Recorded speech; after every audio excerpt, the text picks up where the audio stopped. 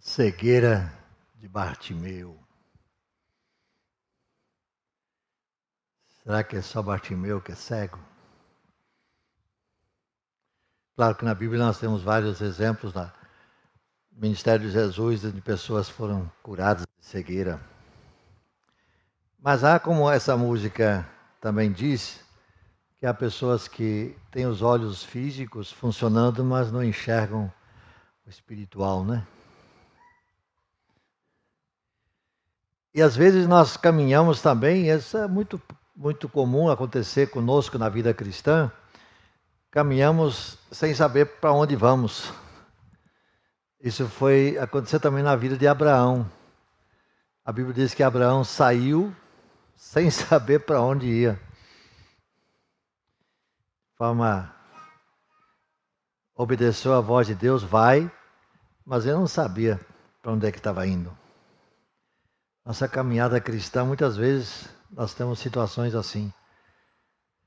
Nós sabemos muito bem para onde é que estamos indo, mas estamos obedecendo aquilo que Deus determina que façamos, que estejamos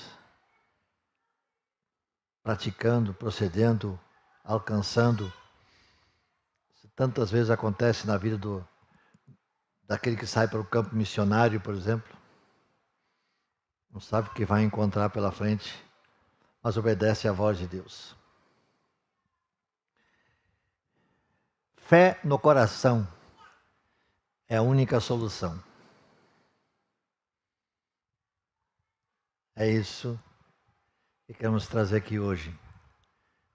Fé no coração é a única solução. Para lembrar que nós falávamos no outro encontro de Oswald Chambers, que disse, da mesma maneira como o coração não pode viver sem bater, você não pode tirar férias do seu tempo diário com Deus. O coração para de bater, acabou. Acabou a vida. Se eu deixar de buscar o meu relacionamento com Deus, na nossa vida diária de busca, semelhantemente também a nossa vida espiritual vai acabar, vai não seguir em frente, né? Um outro anônimo, portanto eu não sei o nome, usou uma expressão muito semelhante a essa de Chambers, que disse, as ideias têm consequências. As ideias têm consequências.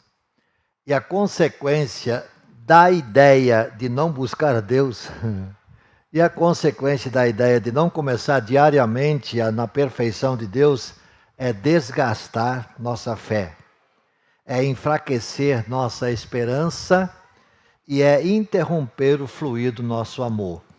Esse camarada, que é anônimo, eu não sei o nome dele, ele traz aqui uma espécie de paralelo ao que Paulo diz em 1 Coríntios 13, versículo 13. Agora restam a fé, a esperança e o amor. Mas o maior desses é o amor. Uma espécie de paralelo que ele está trazendo aqui. Então é impossível viver a vida cristã de forma plena se a conexão com a fonte estiver com algum defeito, com alguma avaria. Se houver, se a tubulação estiver interrompida ou entupida, o que precisa passar por ela não funcionará, não estará passando. Ou seja, a vida se torna não mais plena, mas será uma vida vegetativa, uma vida que não funciona muito bem. Se nós plantarmos uma semente ou desenvolvermos uma planta, e Roxinha deve saber muito bem disso, porque essas plantas dela aqui na frente são maravilhosas, mas se ela não for regada, ela não vai ficar bonita assim não. Está assim viçosa como está aí a planta, porque ela está sendo cuidada, regada constantemente. E a vida cristã é assim. Se não houver esse regar diário, essa busca diária, então a perfeição deixa de existir. A perfeição mostra a sua importância pelo fato de que, se nós recusarmos usar a perfeição de Deus, que está disponível, a perfeição não deixa de existir. Nós deixamos de sermos beneficiados. Nós deixamos de, digamos assim, não estaremos crescendo, nós estaremos desenvolvendo nosso total homem interior, por causa de não estarmos usando o que Deus coloca à nossa disposição. Mas a perfeição está disponível. Então, seguir a Cristo é exatamente seguir na direção onde Cristo está nos orientando, através do seu Espírito Santo que em nós habita. Ele está nos levando para determinada situação e circunstância ou local e direção. E a bênção de Deus, que eu chamo aqui de perfeição de Deus, ela estará sendo derramada, fornecida e liberada para as pessoas que estão nesse mundo. E nós estamos, você e eu estamos nesse mundo. É nesse tempo presente que Deus quer fazer isso acontecer em nossa vida. É aqui nesse tempo presente que Deus quer fazer que nós cresçamos, que nós permitamos que Ele seja mais presente em nossa vida. O exemplo que nós temos de vez em quando colocado aí das taças cheias, ou não cheias, ou quase vazias. Ou quem não tem Cristo é totalmente a taça vazia. Está cheia de si mesmo, sim, mas não daquilo que a palavra de Deus vem liberar. Então a perfeição divina, ela não precisa de nós, mas nós precisamos dela.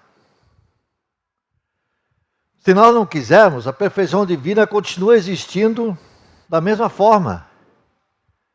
Mas nós, se não usarmos essa perfeição que Deus tem para nos fornecer, nós seremos prejudicados, ou estaremos nos prejudicando por não usarmos. Por não vivermos essa plenitude que Deus quer que nós vivamos e que Ele tem a oferecer. Essa é exatamente a questão. O autor da carta aos Hebreus, ele diz uma coisa muito interessante que eu gostaria de colocar aqui no capítulo 11 de Hebreus. Capítulo 11 de Hebreus tem sido colocado como sendo a galeria dos heróis da fé. A galeria dos heróis da fé. E ele começa falando da fé de Abel, falando da fé de Enoque, e vai falando isso aí. Aí ele interrompe, antes de falar de Noé, ele fala no versículo 6, assim, o seguinte: sem fé é impossível agradar a Deus. Sem fé é impossível agradar a Deus, pois é necessário que quem se aproxima de Deus creia que Ele existe e recompensa aqueles que o buscam. Ele faz essa interrupção quando ele coloca nessa galeria que vai adiante depois, citando outros tantos nomes, e lá pelas tantas ele vai dizer: eu vou parar por aqui porque não dá para citar todo mundo. Que não caberia aqui nesse comentário citar todos que experimentaram essa vida gloriosa de fé em Deus. Então ele coloca esse versículo 6 no meio das citações, quando ele começa falando de Abel, começa falando de Enoque, etc. Mas antes de passar para Noé, ele diz: sem fé é impossível agradar a Deus. Porque é necessário que quem nele crê saiba que Deus existe. É impossível agradar a Deus. A perfeição divina não precisa de nós, mas nós precisamos dela. Então aqui caberia outra observação do Chambers, já citado antes, quando ele diz assim: o perigo de não crer em Deus é deixar de erguer os olhos em direção a Ele. Só quando Deus nos leva a dar uma freada brusca é que percebemos o quanto estamos perdidos. Sempre que houver um vazamento espiritual, eu queria aplicar isso aqui depois, ou agora mesmo, a uma questão de um automóvel. existe o sistema de freio no automóvel. E nós que somos bons mecânicos sabemos disso. Todo mundo sabe que entende mecânica aqui, não entende? Então, existe o sistema de freio. E há um líquido chamado líquido de freio, sei lá que o nome técnico se é esse, tem algum mecânico aí que pode nos ajudar? É esse nome mesmo? Fluido de freio, óleo hidráulico, obrigado pela participação aqui. O fluido de freio, o óleo hidráulico, que ao pressionar o pedal do freio, esse óleo hidráulico pressiona lá o sistema para que a roda fique freada. Se houver um vazamento nessa tubulação, o que acontece, o Clebson? Acontece sim, vai bater lá na frente, porque não tem freio. Então, às vezes, Deus faz com que nós experimentamos uma freada brusca dessas aí e, às vezes, talvez não encontre parada. Faltou, vazou o freio, o óleo hidráulico vazou e não tem freio. Então, Chambers diz assim, o perigo de não crer em Deus é deixar de erguer os olhos em direção a Ele. Então, só quando Deus nos leva a dar uma freada brusca é que percebemos o quanto estamos perdidos.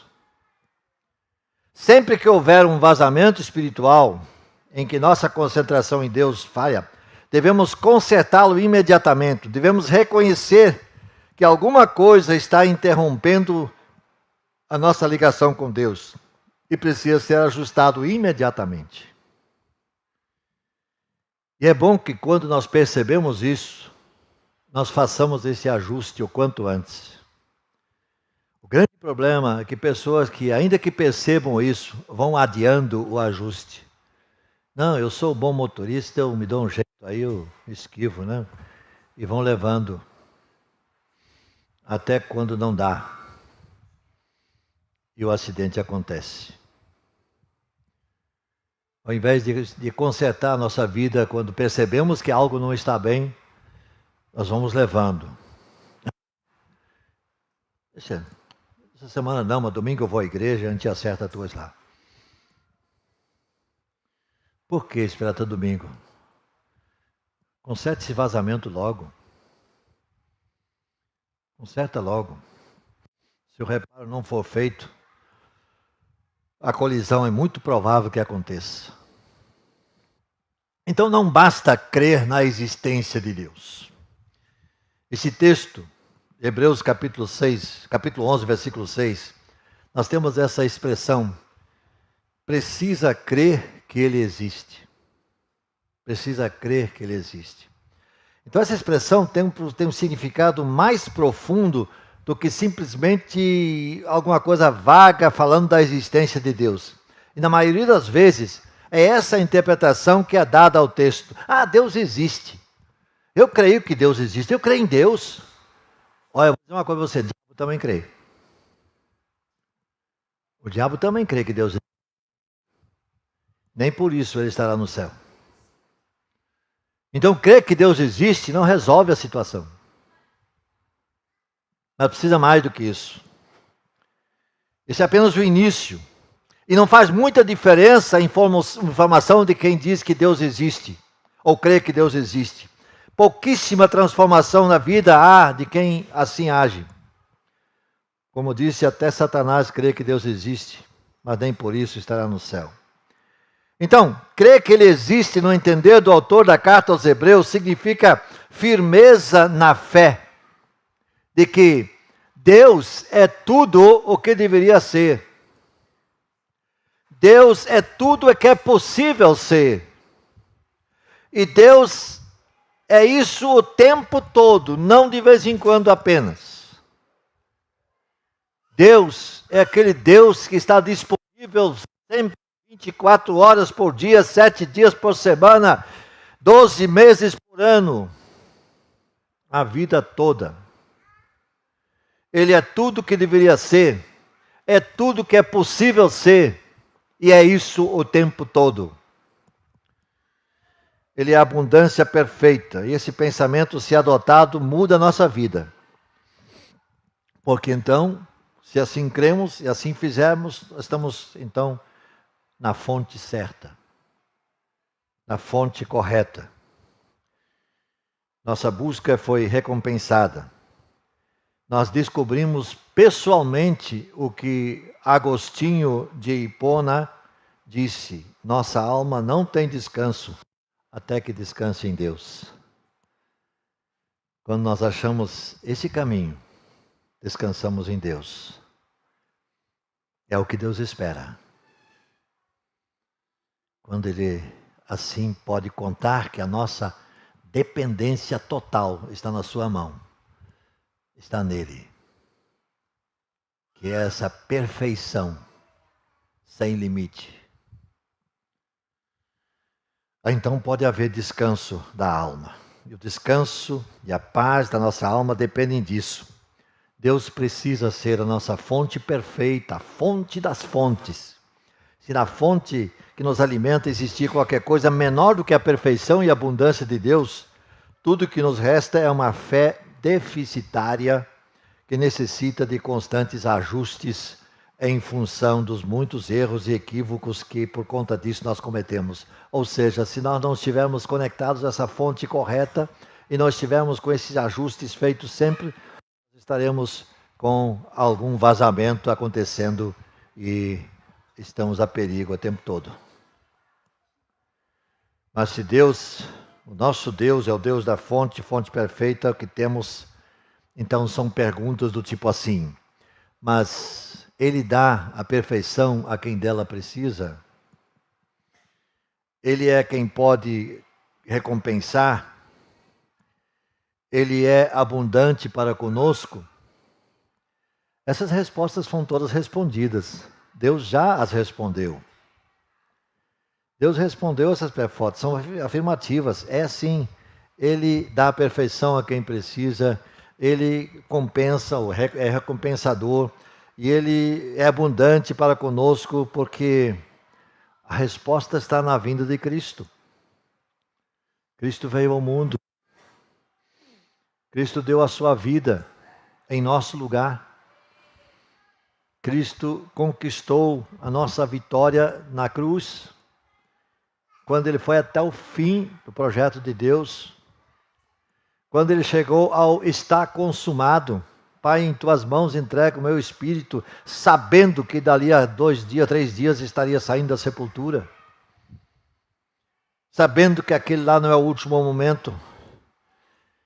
E pensando talvez Satanás que ali tivesse alcançado a vitória, que finalmente Cristo morreu.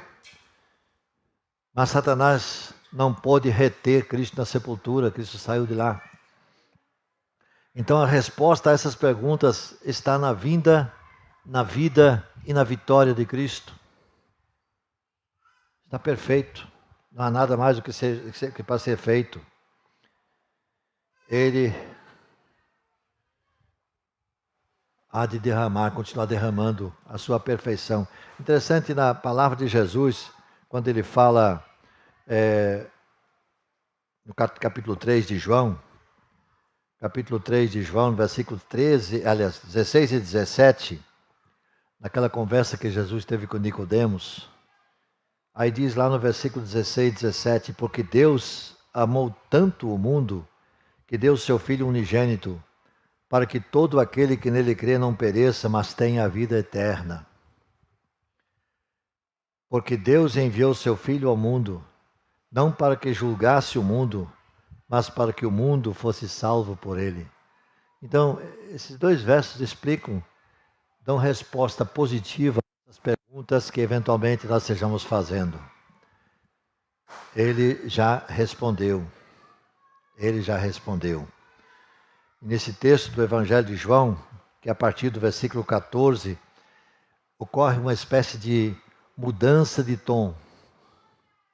O fato de Deus amar o mundo não significa que aprova a má conduta dos seres humanos.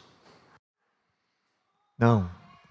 Em momento algum está dito que já que Deus ama o mundo, então Ele aprova o que se faz por aí. Não, não se trata disso. Não é esse o sentido, mas indica que Deus tem sentimentos benevolentes. Deus ama o mundo, apesar do mundo ser como ele é. mas não aprova o que o mundo faz. Não aprova. Ele odeia e detesta o mal. Entretanto, deseja a felicidade daqueles que são pecadores.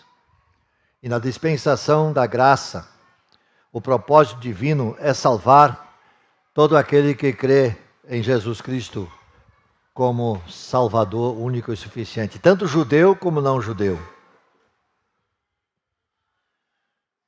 Tanto judeu como aquele que está fora do sistema regido pelo mundo desse povo chamado por Cristo e que se tornou a igreja de Jesus Cristo. Todos nós.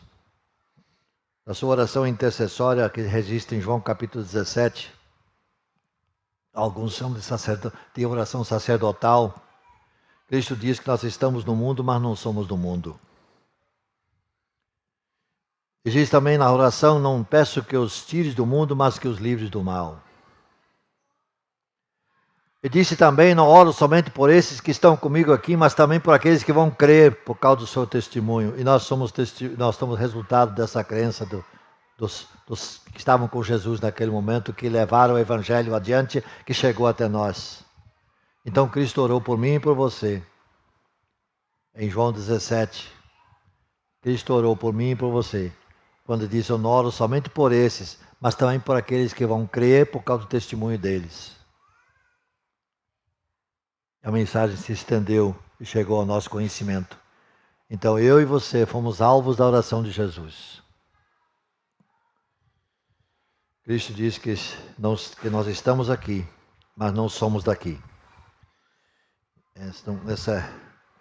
Essa mesma oração ele diz também, Pai, santifica-os na verdade. Que verdade é essa? Diz ele, a tua palavra é a verdade. Santifica-os na verdade. A tua palavra é a verdade. Na IBD de hoje, mais uma vez, estava aí sendo abordado o capítulo 5 do Evangelho segundo Mateus, que é o primeiro capítulo dos 3 que envolve o Sermão do Monte. Uma riqueza infindável nós encontramos nessa palavra. Podemos passar uma vida estudando e tirando conclusões, tirando lições para a nossa vida. Então Jesus ora, santifica-os na verdade. Que verdade é essa? A tua palavra é a verdade. Interessante que no julgamento de Jesus, lá perante Pilatos, lá pelas tantas entrou essa questão da verdade em Jesus. E Pilatos pergunta a Jesus, que é a verdade? Interessante que o texto bíblico diz que Pilatos virou as costas para Jesus. Pilatos virou as costas para a verdade. Ele não esperou a resposta. Ele só pergunta, o que é a verdade? E vai e dirige-se aos líderes judeus que estão lá fora no pátio. O que é a verdade? Mas não espera a resposta da verdade. Quanto aos seguidores, Jesus ora ao Pai e diz, santifica-os na verdade. A tua palavra é a verdade. Santifica-os. Cristo é a perfeição de Deus feita visível e disponível. Cristo é a prova da perfeição de Deus e a forma de entrega da prova que prova isso é quando ele diz, eu sou a videira. Eu sou a videira. Não existe outra forma ou outro lugar que nós possamos estar conectados à fonte, a não ser Jesus Cristo. E certa feita Jesus está falando a respeito do Pai, e aí então um dos discípulos, chamado Filipe, pergunta a Jesus, dizendo assim, o Senhor, o Mestre, mostra-nos o Pai. Mostra-nos o Pai, isso é bastante para nós. Isso nos basta, diz Filipe. Então Jesus disse, mas Filipe, o que há com você, Filipe? Isso aí está lá no final, quase no final do Evangelho de João, quando já está chegando ao final do ministério de Jesus. E Jesus diz a Filipe, o que há com você? Eu tanto tempo com vocês. e você ainda não me conhece? Quem vê a mim, vê o Pai. Como é que se diz, mostra-nos o Pai? Você está me vendo, então você vê o Pai, porque eu e o Pai somos iguais. Eu e o Pai somos um. Você não me conhece, Filipe de Jesus? Espantado ou reclamando. Depois de ter estado tanto tempo com vocês. Aí eu me lembro dessa semana, anoitecendo com a palavra, que alguém falou que o esfregão foi muito forte, né? Quando dois meninos estavam lá compartilhando a mensagem, o episódio era Jesus encontra com o centurião de Cafarnaum, que vem até ele e diz, mestre, meu filho, meu empregado lá está assim, preciso que o senhor dê uma palavra aí para ele ficar curado. Jesus disse, não, eu vou lá. Não precisa não, basta dizer uma palavra. Basta dizer uma palavra, porque eu também sou homem que tenho pessoas à minha ordem, digo a um, faça isso, ele faz, a outro que faz. Basta você dizer uma palavra. Jesus diz assim, poxa, o centurião romano, um oficial romano, do governo opressor. E Jesus disse, em Israel não encontrei fé desse tamanho não. Fé igual a essa não encontrei em Israel. Parte de um romano, isso realmente causa espanto. Aí ele diz, vai, tua fé resolveu a questão aí, o menino está curado. E lá foi, e assim se fez, né? No momento seguinte, eles atravessam lá o Mar da Galileia e dá um vento forte, né? E os discípulos, apavorados, acordam Jesus, que estava tirando uma soneca. E Jesus disse assim, gente, o que é isso? Cadê a fé de vocês? E nisso entraram esses meninos, que eu vou citar o nome mesmo, para poupá-los, né? Eles disseram, não, porque eles ainda estavam aprendendo, eles estavam ainda em crescimento e tal. Se aquele romano que não tinha vivência nenhuma com Jesus tinha fé que teve, como é que esses camaradas que viram tantos milagres que operou Jesus na presença deles, eles não podiam ter fé um pouquinho maior, não? Pois Jesus pergunta, cadê a fé de vocês? Cadê a fé? Então, o caso de Filipe, quando Jesus diz, basta você olhar para mim, que você vai conhecer o Pai. Eu quero concluir dizendo que Jesus se alimentava de alguma coisa diferente. Qual é o alimento de Jesus? Ele viveu neste mundo enfrentando as situações que todas as demais pessoas também enfrentavam. A diferença é que ele viveu de tal maneira essa perfeição, essa abundância de Deus na sua vida, que se tornava realmente 100% no seu dia a dia, na realidade do seu dia a dia. De uma forma muito especial, se fez ver nos momentos mais difíceis da sua vida aqui na Terra, aqui neste mundo. Por exemplo, ao voltar do seu período de 40 dias no deserto, depois do seu batismo, ele foi 40 dias para o deserto, onde foi provado por Satanás.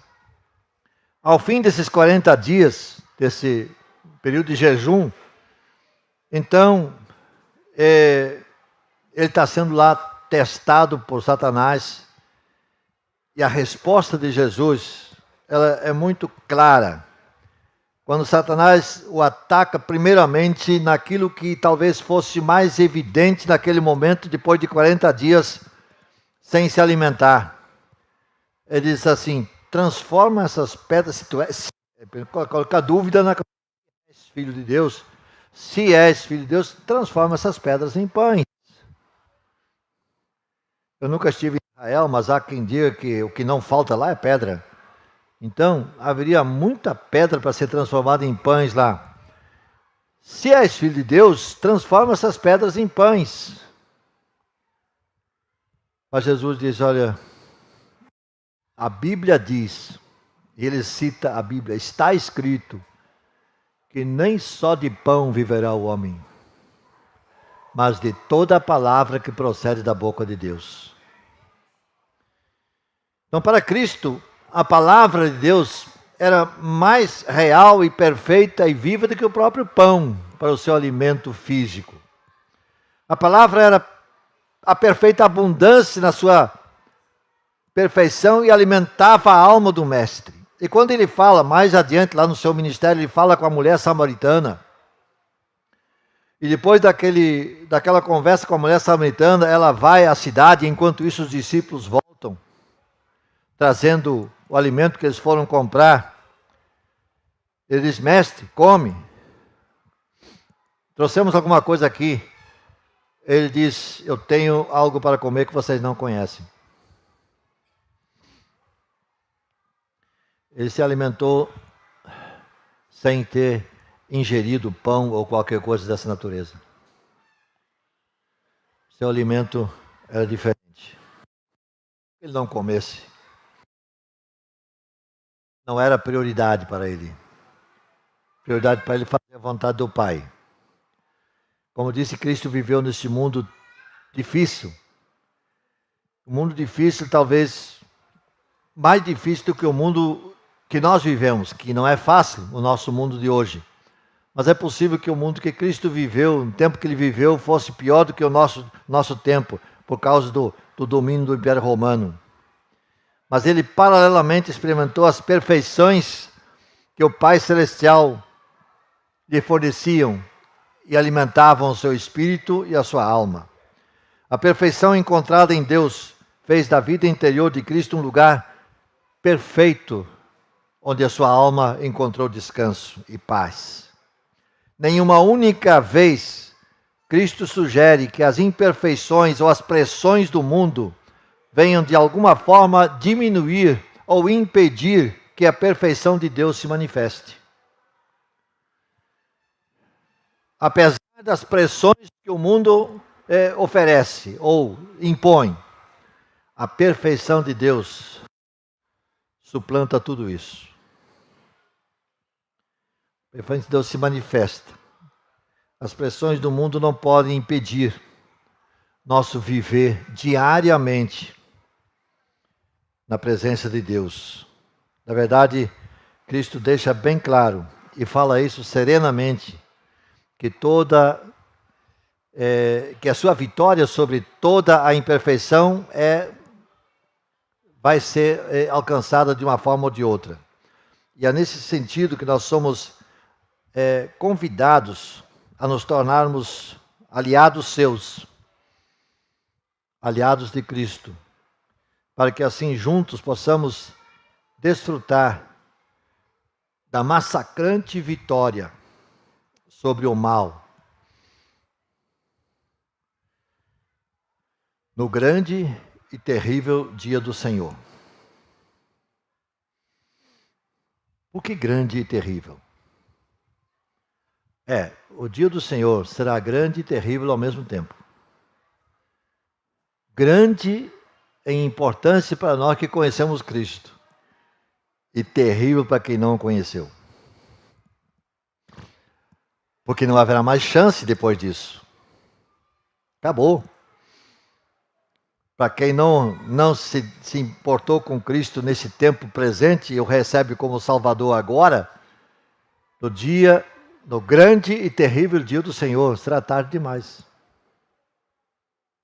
Grande para nós, terrível para aqueles que não o conheceram e não o receberam. E não há mudança em Deus nesse sentido. Deus não muda nunca.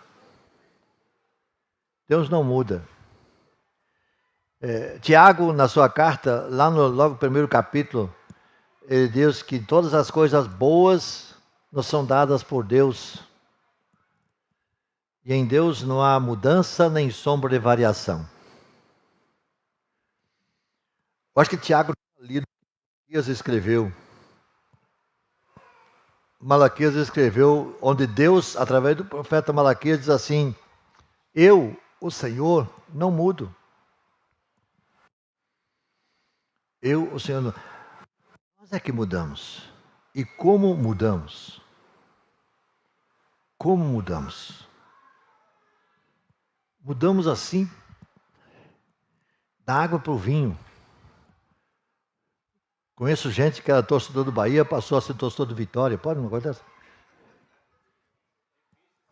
Terrível isso. Isso é difícil de acontecer. Né? Então,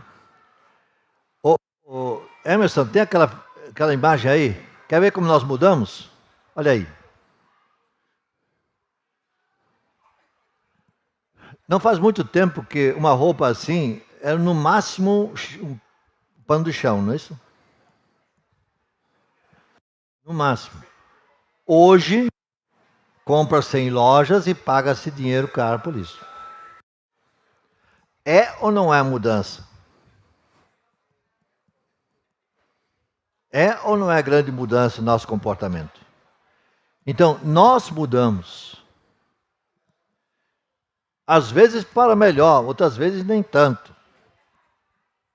Essa era uma peça de roupa que não serviria para coisa alguma. Quem sairia à rua com uma roupa dessa há 20 anos?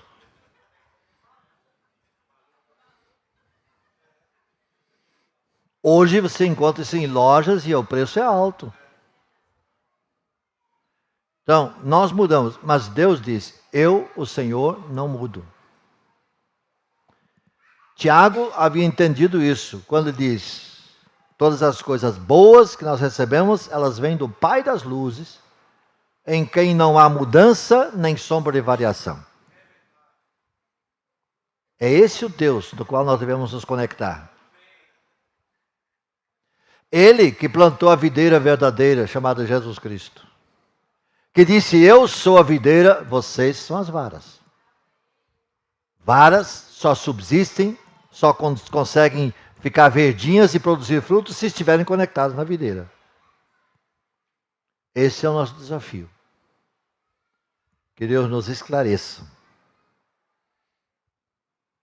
Que nós tenhamos sempre essa imagem da videira na nossa frente. E com isso a necessidade de estarmos cada dia buscando essa seiva que vem da videira, que tem seiva para fornecer, que não acaba. E assim nós vamos poder produzir frutos que Ele espera que nós façamos. Que o Pai que plantou a videira espera colher os frutos. Que Deus nos abençoe. Nós vamos orar nesse momento. Senhor nosso Deus, nós precisamos cada dia buscar mais e mais conhecer a Tua vontade para as nossas vidas, ó Deus. Ajuda-nos, ó Deus, a compreendermos e a vivermos de acordo com aquilo que a Tua palavra nos orienta. Que nós tenhamos uma compreensão perfeita disso, ó Pai. E que nós possamos, nessa caminhada que nós estamos empreendendo nesse mundo, nessa terra, possamos alcançar, ó Deus, a graça que vem de Ti. E possamos acertar mais hoje do que acertamos ontem. E amanhã mais do que hoje. Que possa haver um crescimento em direção a termos mais a Tua perfeição em nós. Para que sejamos mais parecidos contigo.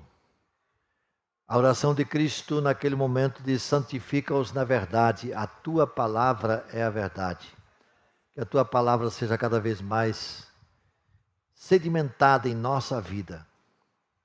E que cada vez mais possamos crer que Tu és aquele que operas de dentro para fora no nosso viver e transformas a nossa vida para que assim sejamos, ó Deus, testemunhas Tuas neste mundo tão difícil de ser vivido, mas onde contigo tudo é possível. Em nome de Jesus, amém.